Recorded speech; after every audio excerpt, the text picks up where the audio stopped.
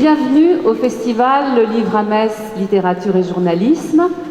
Et merci de votre participation. Vous êtes très nombreux. Cela fait plaisir. Et je sais que vous êtes l'un des participants les plus importants du festival.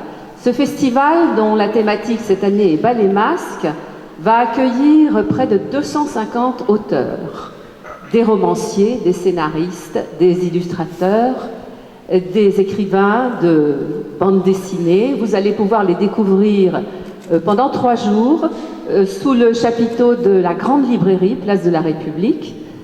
Et cette journée de vendredi est consacrée à la jeunesse, c'est-à-dire à vous qui la représentez si bien.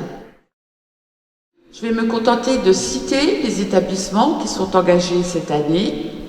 Hélène Boucher de Thionville, Cormontaigne de Metz, le lycée agricole de Courcelles-Chaussy, Julie Daubier de Rombat, les lycées Faber, Louis-Vincent, Robert Schumann de Metz et le lycée Vauban de Luxembourg.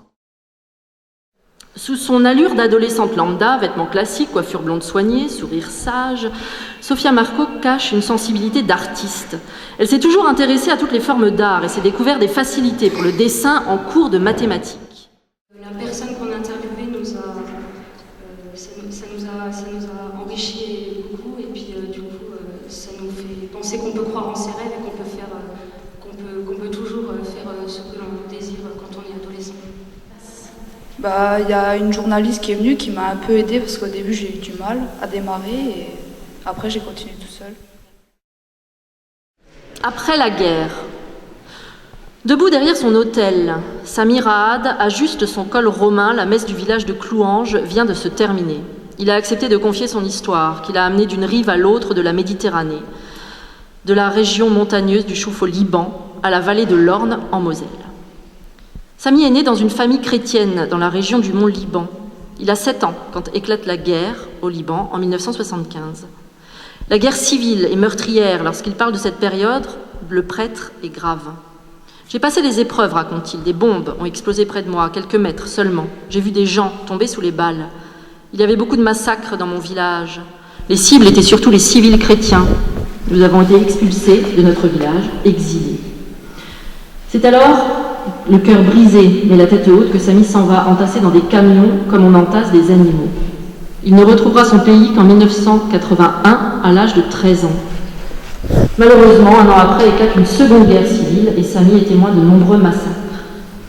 La vie est faite de bien et de mal, explique-t-il, mais il y a des gradations dans le mal et certaines appartiennent vraiment à l'insupportable. L'enfant de la guerre est aujourd'hui prêtre. Il est porteur d'un message de paix et se sent investi d'une mission. Devenu adulte, Sami Raad a appris à pardonner. Et depuis 2010, il est en France comme prêtre de la paroisse de Clouange. Iliana, Agathe et Valentine.